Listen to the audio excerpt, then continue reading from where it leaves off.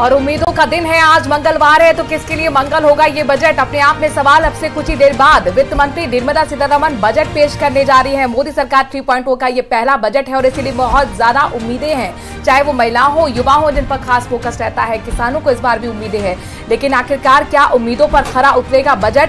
ये कई सवाल बने हुए हैं। अपूर्वा सिंह बीजेपी के प्रवक्ता हमारे साथ जुड़े हैं, प्रतीक सिंह कांग्रेस के प्रवक्ता हमारे साथ जुड़े हैं, मेघा धानुका चार्टेड अकाउंटेंट भी हमारे साथ जुड़े हैं और वरिष्ठ पत्रकार मिथिलेश जामिनी भी हमारे साथ जुड़े हुए हैं। मिथिलेश जी, चूंकि शेयर बाजार को लेकर ये अभी जानकारी मिली है कि बढ़त के साथ खुला है, किस तरीके से संकेत इसको समझा जाए?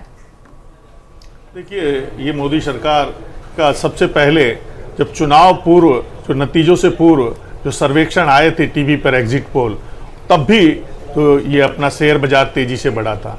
और तमाम जो शेयर बाजार की कहानी है वो यही है कि बजट अच्छा आएगा, बजट जो कैपिटल गेन है वो शायद नहीं लगेगा।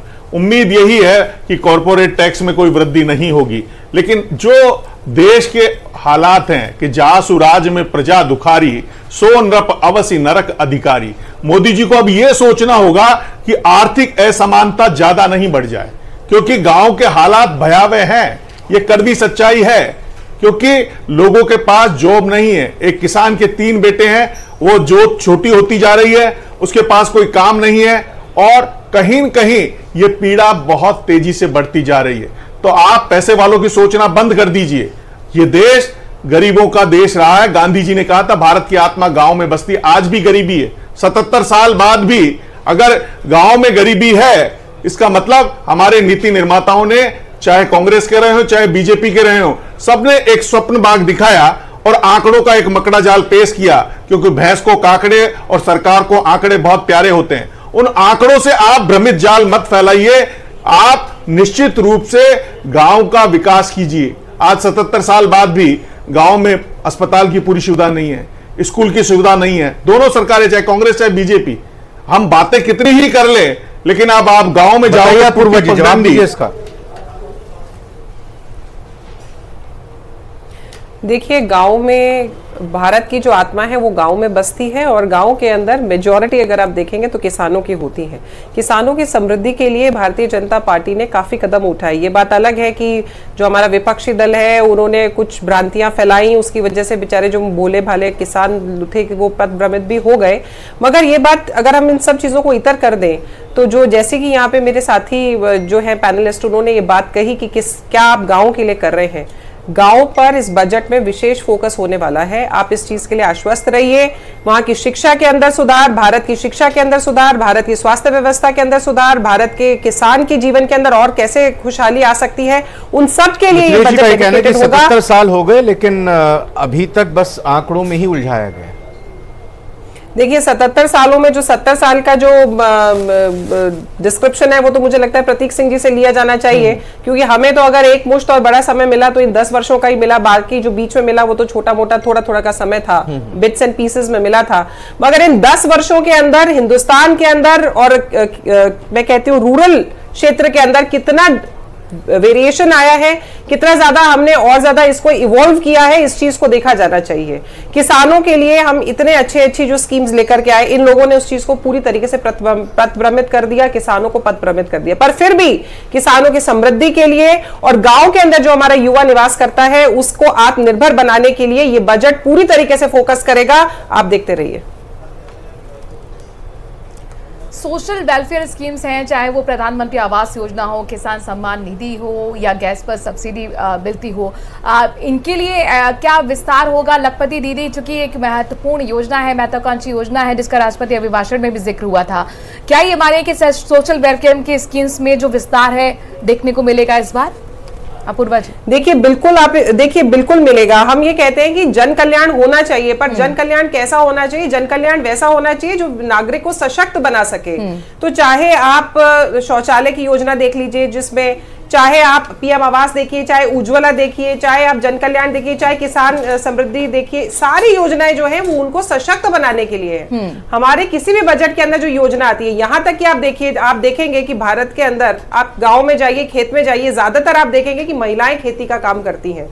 तो माननीय मोदी जी का और माननीय लेकिन ये होगा कैसे, पैसा कहां से आएगा? वहां तक पहुंचा कि एग्रीकल्चर क्षेत्र में भी महिलाओं को किस तरीके से आत्मनिर्भर बनाया जा सकता है। उसके लिए आप देखिए विशेष रूप से ड्रोन दीदी नाम की जो है वो एक पॉलिसी लेकर आई गई कि महिलाओं को उसके अंदर भी पेस्टिसाइड्स को, फर्टिलाइजर्स को, फायदा कितना हुआ अभी तक? इरिगेशन, उससे कितना फायदा अभी तक पहुंचा है?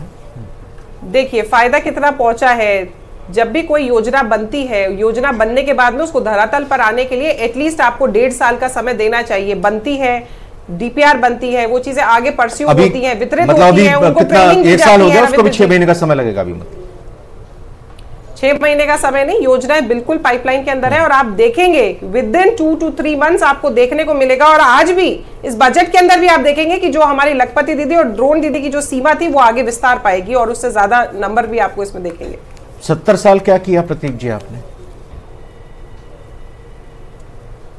देखिए पहली चीज तो 70 साल तो हमारी सरकार रही नहीं है, हमारी सरकार रही है तकरीबन 50-55 साल। जब देश आजाद हुआ था तो देश की हालत क्या थी आपको पता है। वहां पे सबसे बड़ा जो संकट था देश आजाद होने के बाद में वो ये था कि 40 करोड़ जनता को दोनों टाइम का खाना मिले, और वहां से हम उठा करके इस देश को लेकर के आए। अब 2014 में जो हमने इनको देश दिया था वो उभरता हुआ एक भारत दिया था जिसकी इकोनॉमी भी उभर रही थी और सशक्तिकरण भी हो रहा था। अब इन्होंने पिछले 10 साल में क्या दिया वो मैं आपको बता देता हूं। इन्होंने वादा किया था किसान की आय दुगनी करेंगे, किसान की आय दुगनी नहीं हुई है, आधी रह गई है, 27 रुपए प्रतिदिन तक जाकर के गिर गई है किसान की आय। इन्होंने वादा किया था 2 करोड़ रोजगार प्रतिवर्ष देंगे, 20 करोड़ रोजगार मिलने चाहिए थे, लेकिन हालत ये हो गई है कि अगर हम संपन्न हो रोजगार की बात करेंगे 35। बिल्कुल ये तस्वीरें आ रही हैं प्रधानमंत्री नरेंद्र मोदी की, जो कि इस वक्त यहाँ कैबिनेट की मीटिंग में शामिल होने के लिए आए हैं। आपको बता दें कि ये एक पूरी रवायत होती है। जो सबसे पहले वित्त मंत्री की तरफ से राष्ट्रपति को बजट की कॉपी पेश की गई, उसके बाद अब कैबिनेट मीटिंग। ये पहले आप तस्वीरें इस वक्त देख रहे हैं जब मुलाकात की गई थी महामहिम राष्ट्रपति से। और दही और चीनी ये शुभ होता है शगुन के तौर पर। जब भी कोई इम्तिहान की घड़ी होती है, कोई बड़ा दिन होता है, तो ये भारतीय संस्कृति और परंपरा के अनुसार दही और चीनी खिलाई जाती है। और राष्ट्रपति ने वित्त मंत्री निर्मला सीतारमण को दही और चीनी खिलाई, और उम्मीद यही करनी चाहिए कि लोगों के मन में उसी तरह की मिठास इस बजट के जरिए सामने आएगी। प्रतीक जी अपनी बात कंप्लीट कीजिए। प्रधानमंत्री की तस्वीरें भी अपने दर्शकों को हम बताने। जी प्रतीक जी, 40 साल तक के युवाओं की अगर हम बात करेंगे तो उन युवाओं के अंदर 85% तक अभी आप देखिए कि बेरोजगारी दर है। उसके बाद में किसान सम्मान निधि की अपूर्वा जी बात कितना बेरोजगारी दर कितना बता रहे हैं? ये 6,000 रुपए। कितना बेरोजगारी दर बता रहे हैं? 16 रुपए प्रतिदिन। 85%? हाँ जी। कितना बेरोजगारी दर बताया आपने? बिल्कुल जो युवा जो हैं, आप 35 से 40 साल तक के जो युवाओं की अगर आप बात करेंगे उसके अभी आपने 85% बोला, मैं उसमें पूछ रहा हूं। 85 मैं कंफर्म कर रहा हूं उसको। 85% है। हाँ उसी की ये आप तो कह रहे हैं कि सरकार आंकड़ा नहीं दे रही है बेरोजगारी दर का, कहां से लाए? सीएमआई का डेटा कह रहा है, सीएमआई का डेटा कह रहा है ये कि 40 साल तक के जो युवा हैं उसके अंदर बेरोजगारी दर 85% है। सीएमआई का डेटा कह रहा है, ये सीएमआई का डेटा। कृषि की बात की, बेरोजगारी की बात की, किसान सम्मान निधि की बात। हाँ, उसके बाद किसान सम्मान निधि की बात कर रही थी अपूर्वा जी, जो 6,000 रुपए सालाना देते हैं, मतलब 16 रुपए प्रतिदिन। उससे ज्यादा तो अगर किसान एक दिन में 1 लीटर डीजल खरीद ले तो 22-23 रुपए तो एक्साइज ड्यूटी वसूल लेते हैं। तो किसानों को किसान सम्मान निधि एक हाथ से दे रहे हैं और दूसरे हाथ से उससे तिगुना तरीके से ले रहे हैं। हमारी सरकार जब रही थी, जब पेट्रोल और डीजल पे एक्साइज ड्यूटी जो थी वो पेट्रोल पे 9 रुपए और डीजल पे तकरीबन 3.5 रुपए थी, जो इन्होंने बढ़ा करके 22, 25 रुपए कर दी। आप अगर आज की तारीख में वो एक्साइज ड्यूटी भी लागू कर देंगे तो हिंदुस्तान के 140 करोड़ लोगों को आज से राहत मिलने लग जाएगी डायरेक्ट। आप छोड़िए टैक्स में छोड़ देंगे नहीं देंगे और कुछ देंगे नहीं देंगे, मैं कह रहा हूं 20 रुपए प्रति लीटर पेट्रोल और डीजल में राहत मिलने लग जाएगी तो वो दे दीजिए। उसके बाद में ओपीएस का जिक्र कर लीजिए, क्योंकि ओल्ड पेंशन स्कीम की जिस तरीके से डिमांड पूरे अलग अलग राज्यों में उठी, राजस्थान में हमने दिया भी था, उसके बाद में इन्होंने बंद कर दिया, तो ओल्ड पेंशन स्कीम की बात कर लीजिए। और सबसे ज्यादा जो इन्होंने कल आर्थिक सर्वेक्षण में बात की है कि 7% ग्रोथ रेट रहने वाली है, तो 7% ग्रोथ रेट के लिए हमें 80 लाख रोजगार प्रतिवर्ष चाहिए, जो इनका 10 साल का ट्रैक रिकॉर्ड बताता है कि 80 लाख रोजगार तो इन्होंने दिए ही नहीं है। 78 लाख देंगे आगे, अभी आपने सुना होगा कहां पर साल कैसे देंगे? हाँ जी, 78 लाख देंगे आगे चलकर, अपूर्वा जी ने भी कहा चर्चा में, आपने सुना भी होगा। नहीं, मैं यही कह रहा हूँ, ये तो अभी किताब मैंने अभी बताया था ना कि आंकड़े कुछ भी बता देंगे। हाँ, ये कैबिनेट मीटिंग की तस्वीरें अंदर की आ चुकी हैं। ये कैबिनेट मीटिंग इस वक्त चल रही है। कैबिनेट में पेश करेंगी बजट और कैबिनेट की संस्तुति के बाद ये बजट अब आगे लेकर पार्लियामेंट में जाकर इसको पढ़ेंगी, बताएंगी देश को कि आज बजट के पिटारे में क्या केंद्र सरकार की तरफ से, वित्त मंत्री की तरफ से। जी बताइए प्रतीक जी। पिछले जो 10 साल का ट्रैक रिकॉर्ड है वो ये कहता है कि 10 साल में नहीं दिया 78 लाख रोजगार, तो अगले साल में 78 लाख रोजगार एक साल में कैसे दे देंगे? कोई भी पिछले 10 साल का अगर ट्रैक रिकॉर्ड दिखाएंगे तो 78 लाख रोजगार तो एक सवाल प्रतीक जी की तरफ से आया है। आपका तो ट्रैक रिकॉर्ड रहा है कि रोजगार हमेशा आपके लिए सृजन करना चैलेंज रहा है। 78 लाख का आपने वादा तो कर दिया, कैसे करेंगे? क्या कोई रोड मैप भी होगा? क्योंकि आप तो यहाँ पर एक साल की बात नहीं कर रही है, 2047 के बात करें। विपक्ष ये भी कह रहा है 2047 तो दूर की बात हो गई ना, आप इतनी दूर की बात क्यों करती हैं? एक साल में क्या होगा पहले तो ये बता दीजिए। देखिए, मुझे लगता है कि मेरे जो कांग्रेस के साथी प्रवक्ता हैं उनको रोजगार का मतलब केवल एक ही आंकड़े से समझ में आता है, वो लगता है सरकारी रोजगार, क्योंकि वैकेंसी निकाली है तो ये कभी संभव नहीं है कि 78 लाख वैकेंसीज निकले। मगर अगर हम 78 लाख नौकरियों पर अगर हम बात करें तो हमको इसको एक समग्र रूप से देखना होगा, एक मैक्रो लेवल पर देखना होगा। अगर किसान समृद्ध होता है और वो अगर अपने खेत के अंदर 5 लोगों को काम करने के लिए रखता है तो वो 5 लोग भी जो है वो एम्प्लॉयबिलिटी के जो है दायरा उसके अंदर आते हैं। अगर एक व्यक्ति स्टार्टअप इंडिया के थ्रू अपना नया एक रोजगार स्थापित करता है, एक इंडस्ट्री स्थापित करता है, तो उसके अंदर अगर वो 50 लोगों को रोजगार देता है तो वो भी रोजगार के अंदर शामिल किया जाना चाहिए। अगर आज हम कह रहे हैं कि पर डे हमारी 34 किलोमीटर हाईवे बन रहा है और कांग्रेस के टाइम में वो मात्र 11 किलोमीटर था, तो 11 से जब 34 किलोमीटर की यात्रा हम पर डे कर रहे हैं तो वो इतना जो रोड बना रही है वो हमारे जैसे कार्यकर्ता नहीं बना रहे हैं, वो इस देश के युवा बना रहे हैं, इस देश के जो है वो श्रमजीवी वर्ग बना रहा है, तो उनको भी एम्प्लॉयबिलिटी मिलती है। जब हम बात करते हैं कि हम यहाँ हाईवेज बना रहे हैं, हॉस्पिटल्स बना रहे हैं, स्कूल्स बना रहे हैं, तो इस कंस्ट्रक्शन इंडस्ट्री आंकड़े कहते हैं और ये एक प्रूवन फैक्ट है कि कंस्ट्रक्शन या इंफ्रास्ट्रक्चरल इंडस्ट्री से ज्यादा एम्प्लॉयमेंट किसी अन्य इंडस्ट्री में जनरेट नहीं होता, क्योंकि वो मल्टीफोल्ड इंपैक्ट्स पर चलती है। तो अगर इतना सारा डेवलपमेंट हिंदुस्तान के अंदर हो रहा है, पोर्ट्स बन रहे हैं, हॉस्पिटल्स बन रहे हैं, तो कहां से बन रहे हैं? इतने सारे यूनिकॉर्न्स आज इंडिया में खड़े हो गए तो कहां से खड़े हो गए? एक इंडस्ट्री के अंदर अगर 100 लोग रोजगार आते हैं तो अब आप लोग डाटा लेकर क्या चलेंगे? विपक्ष क्या डाटा लेकर चलेगा कि साहब कितनी वैकेंसीज आपने सरकारी उसमें निकाली? एक व्यक्ति नौकरी करता है, 5 लोग खाते हैं, एक व्यक्ति अगर व्यवसाय लगाता है तो 50 लोगों को रोजगार देता है। तो हमारा जो विकसित भारत का जो विजन है वो लोगों को आत्मनिर्भर बनाने का है, किसी और पर निर्भर बनाने का नहीं है। वो खुद भी अपने पैरों पर खड़ा हो और वो इस मजबूती की ताकत रखे कि वो आगे 100 लोगों को, 1000 लोगों को एम्प्लॉयमेंट दे सके और वो 1000 लोग फिर आगे इसी तरीके से किसानों की आय दोगुनी हो गई, ये भी बता दीजिए, जानना चाह रहे हैं। तो ये 78 लाख जो है रोजगार वो प्राप्त करना कोई बहुत बड़ा लक्ष्य 2022 तक आपने लक्ष्य रखा था किसानों की आय दोगुनी करने का, हो गया क्या? हर घर को छत मिलेगी वो भी लक्ष्य रखा था, वो भी कंप्लीट हो गया? जी बिल्कुल, सबको छत मिलेगी और आज भी पीएम आवास योजना हमने डिसकंटिन्यू करी है, वो भी चल रही है। मगर आप हालात देखिए, 10 वर्ष पहले क्या हालात थे यहाँ की? महिलाओं को शौचालय के लिए तरसना पड़ता था, महिलाओं को, लोगों को छत के लिए तरसना पड़ता था। किसानों की आय दोगुनी हो गई अपूर्वा जी, या अभी थोड़ा अभी वक्त लगेगा इसमें? देखिए, किसानों की आय, अब मैं वही कह रही हूँ, आप अगर आप आंकड़े उठाकर लाएंगे तो आप यहाँ पे 27 रुपए के ऊपर जिरह करते रहेंगे, मगर फिर भी संपन्नता कितनी बड़ी है। और मैं आपको यहाँ पे गारंटी से कह रही हूँ कि जिन कानूनों को हम लेकर आए थे, जिसके अंदर हम उनको एक ओपन मार्केट और एक ओपन लेवल प्लेइंग फील्ड दे रहे थे, अगर वो किसानों को मिला होता और विपक्ष ने उन भोले भाले किसानों को अगर पथ भ्रमित नहीं किया होता तो 2 गुनी क्या 3 गुनी आय भी किसानों की हो सकती थी। प्रतीक जी, फिर कैसे रिफॉर्म आएगा? ठीक है, आप बाधा उत्पन्न करेंगे, रिफॉर्म आएगा जब आप बदलाव के खिलाफ हो जाते हैं। मगर हम किसानों के लिए पहले प्रतिबद्ध थे, आज भी प्रतिबद्ध है, हमारी आत्मा उनमें। संक्षेप में जवाब दीजिएगा, फिर मिथिलेश जी के पास जाएंगे। जी बताइए। प्रतीक जी से जवाब दे रहे हैं मैम, आप आवाज नहीं है। जी जी जी बताइए, कुछ कहना चाह रहे थे प्रतीक जी, आप बताइए। देखिए, मैं ये कह रहा था कि जो अपूर्वा जी जो कहनी थी, फिर वो आंकड़ों की ही बात करी, तो आंकड़ों की बातों पे ही आ जाता हूं। ईपीएफओ का डेटा ये कहता है, जो केंद्र सरकार के अधीन ही आती है ईपीएफओ, कि 3.5 करोड़ लोग ऐसे हैं जो कंटिन्यूअसली कंट्रीब्यूट करते हैं अपने ईपीएफओ के अंदर, बाकी जो खाते हैं वो कंटिन्यूअसली कंट्रीब्यूट नहीं करते हैं। दूसरा इन्होंने बोला कि हाईवे 34 किलोमीटर प्रतिदिन बनाते हैं, तो मुझे लगता है या तो अपूर्वा जी को पता नहीं है या जानबूझ करके बताना नहीं चाह रही है। तो 2019 के अंदर इनकी सरकार ने जो काउंट करते थे ना हाईवे की जो लेंथ है, उसमें एक चेंज किया। हमारी सरकार में अगर 8 लेन की 1 किलोमीटर की रोड बनती थी तो वो 1 किलोमीटर काउंट होती थी। इन्होंने लेन वाइज काउंट करना शुरू कर दिया कि 8 लेन की अगर 1 किलोमीटर की रोड बनेगी तो उसको 8 किलोमीटर काउंट करेंगे। और अगर उसी गणना से हमारे समय की गणना कर लेंगे तो इनसे दुगने हाईवे का निर्माण प्रतिदिन। आपके जमाने में 8 लेन बनते कहां थे प्रतीक जी? तीसरा बता देखिए फिर। अरे आप सुनिए सही पूरी बात, तो आप, मैं आपके बीच में नहीं बोला, सुनिए तो सही आप। फिर मैंने और ये कह रहे थे कि किसानों को हमने बरगला दिया, किसान की आय बढ़ी है, तो वो किसान सड़क पे क्यों बैठा है?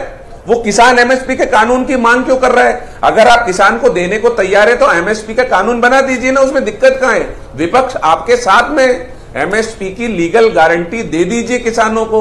वो ये C2+50 तो मांग रहे हैं और ज्यादा थोड़ी कुछ मांग रहे हैं।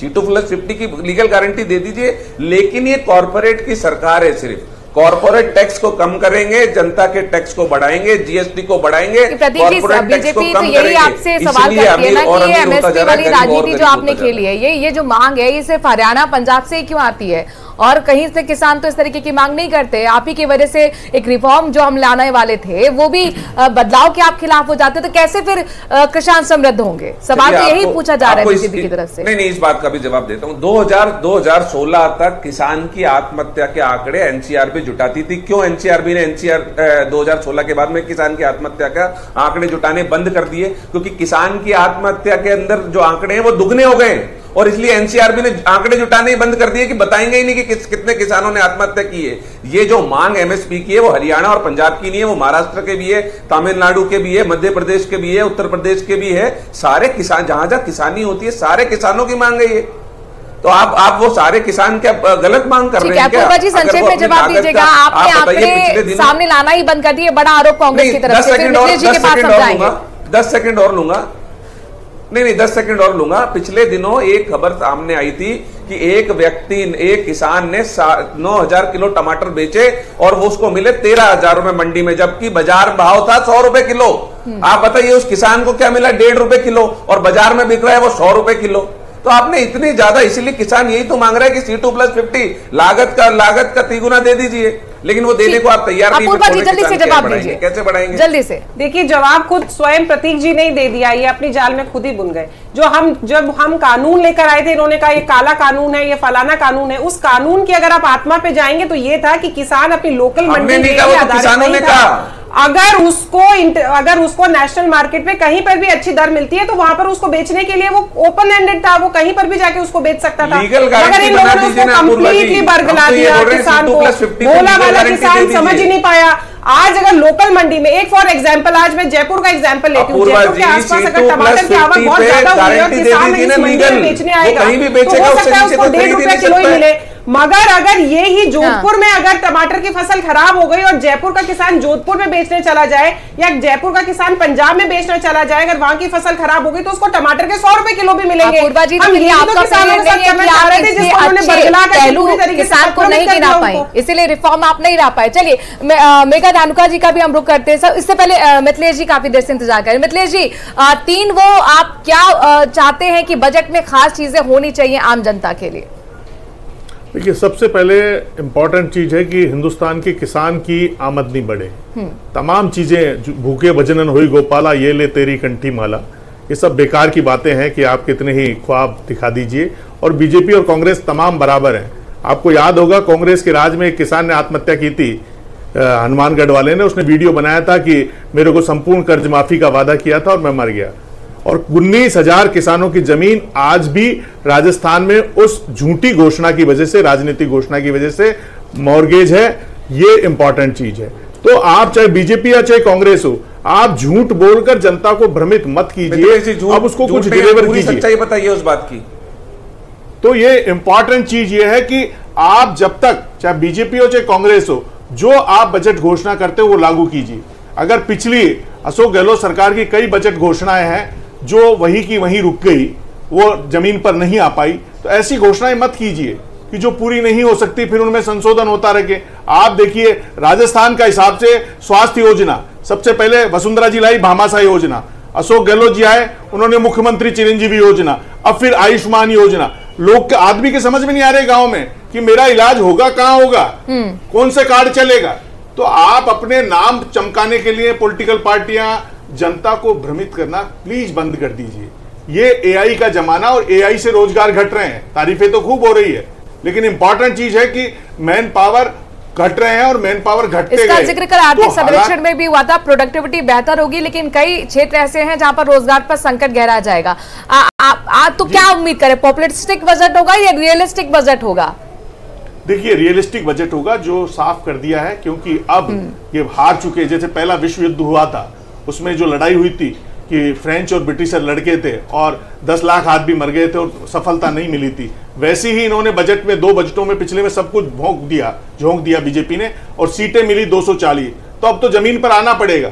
अब 80 करोड़ लोगों को आपको गेहूं बांटने से कुछ फायदा होने वाला नहीं है, क्योंकि अब आपको अगर देश को आगे बढ़ाना है तो जो रियल चीजें हैं वही करनी पड़ेगी। जो आप डिलीवर कर सकते हैं वही वादा कीजिए और आय बढ़ाइए। अगर आपकी आमदनी नहीं बढ़ेगी तो आप कैसे लागू करेंगे? और एजुकेशन का तो हालत बट्टा बैठा हुआ है। आप न्यू एजुकेशन पहली पॉलिसी लेके आगे, टीचर्स का अपॉइंटमेंट नहीं है, यूनिवर्सिटियों की हालत बेजा खराब है, कई विभागों में टीचर नहीं है। जो सेंट्रल यूनिवर्सिटियां ये बनाई है, जो स्टेट यूनिवर्सिटियां, उनकी हालत बहुत खराब है, पेंशन देने के पैसे नहीं है। तो ये तमाम चीजें हैं कि आप एजुकेशन, आप आर्मी और जो हेल्थ इंफ्रास्ट्रक्चर, इन सब चीजों को मजबूत करें। और वहां पर सभी माननीय सदस्यों उनका स्वागत करते हुए आज का दिन बेहद खास है, क्योंकि और सबसे महत्वपूर्ण बात यह भी कि कांग्रेस के नेताओं से यहाँ पर हाथ मिलाकर आगे बढ़ते हुए प्रधानमंत्री नरेंद्र मोदी की भी तस्वीरें। ठीक है, मिथिलेश जी ने अपनी बात रखी, लेकिन दूसरी तरफ मेघा जी से सवाल जानना चाहेंगे। मेघा जी, जैसा आपने कहा कि अभी भी जीएसटी में ऐसी कई सारी विसंगतियां हैं जिसको दूर करने की जरूरत है। एक बात यह भी है कि अभी जीएसटी कुछ ऐसे फील्ड्स हैं, मसलन अगर हम पेट्रोल डीजल की बात कर लें, लिक्वर की बात कर लें और ऐसी चीज़ों की बात करें जहां पर वैट लगाया जाता है, तो क्या आपको लगता है कि अब वक्त आ गया है कि सारी चीज़ें ही जीएसटी में इंक्लूड कर ली जाएं और उसका सही तरीके से फ़ायदा मिले और जीएसटी को और सिंप्लीफाई किया जाए? न्यूज़ 18 पर देखिए, जहाँ पे अपन GST direct tax, there are 2 types of taxes, direct tax and indirect tax. Direct tax के अंदर आपके income tax and wealth tax cover हो रहा है और इनडायरेक्ट टैक्स के अंदर आपके जीएसटी कवर हो रहा है। इनडायरेक्ट टैक्स में ओनली जीएसटी का ही ऐसा नहीं है।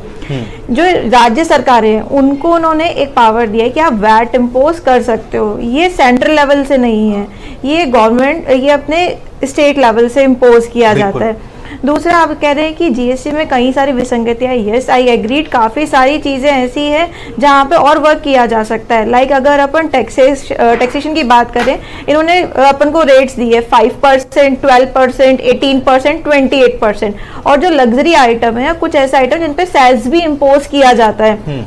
तो व्यापारी वर्ग की आज यही मांग है कि जिन गुड्स के ऊपर 28% इम्पोज किया जा रहा है, उनको उनमें से कुछ चुनिंदा चीज़ें ऐसी हैं जिनको 18% में ला सकते हैं, और कुछ ऐसी चीज़ें हैं जो 18% लग रहा है, उनको 12% तक लेकर आने से भी काफ़ी फायदा होगा। लाइक प्लाईवुड इंडस्ट्री के अंदर उन व्यापारियों की ये मांग है कि 18% जिन उनके प्रोडक्ट पर लग रखा है, अगर उसको 12% तक कैरी डाउन किया जाए तो उनके लिए काफ़ी फायदा हो सकता है।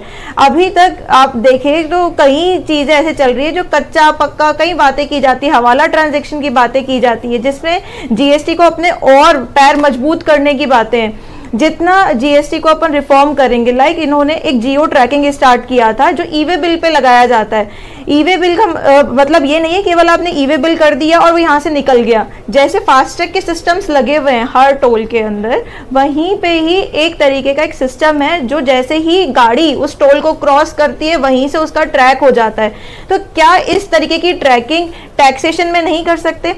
बट सोच की जरूरत है कि हमने जो टैक्स पे किया, हाँ, जो हमने जीएसटी पे कर रहे हैं, उसका एक ट्रैकिंग भी होना चाहिए। आज एक आम आदमी क्या चाहता है कि भाई मैंने जो टैक्स पे किया उसका सही इस्तेमाल तो हो रहा है। क्या चीज मोटिवेट करेगी कि इंसान को टैक्स पे करने के लिए? अगर वो जवाब दे लेते हैं। अपूर्वा जी, देखिए, हम जोधपुर में भी बात कर रहे थे, भरतपुर में, उदयपुर में, तमाम जगह से हम बात कर रहे थे, और जो खासतौर पर खुदरा व्यापारी है, छोटा व्यापारी है जो अपनी छोटी सी दुकान चलाता है, उनका यही कहना था कि जीएसटी का सरलीकरण होना चाहिए। बहुत सारी हेडलाइंस बनी है मैम इस बार, जीएसटी कलेक्शन आपका बहुत बूम करा है, तो क्या अब राहत मिलेगी? जिस तरह से यहाँ पर जो चार्टेड अकाउंटेंट भी हमारे साथ जुड़ी है मेघा जी, वो भी ये सुझाव दे रही हैं, तो क्या इस बार पिटारा खुलेगा छोटे व्यापारियों के लिए? उनके सामने चैलेंज ये भी है कि सारा जो मार्केट है वो ऑनलाइन आ गया है। देखिए बिल्कुल यहाँ पे जो व्यवसायी हैं, व्यापारी हैं, उनको भी अच्छी राहत देने की सौगात ये पिटारा लेकर के आएगा। इसके साथ में ही मैं बता दूं कि किसानों के लिए भी इसमें बहुत अच्छी सौगातें आने वाली हैं। युवाओं के लिए आत्मनिर्भर किस तरीके से वो बन सके, उनके लिए भी बहुत अच्छी सौगातें आने वाली हैं।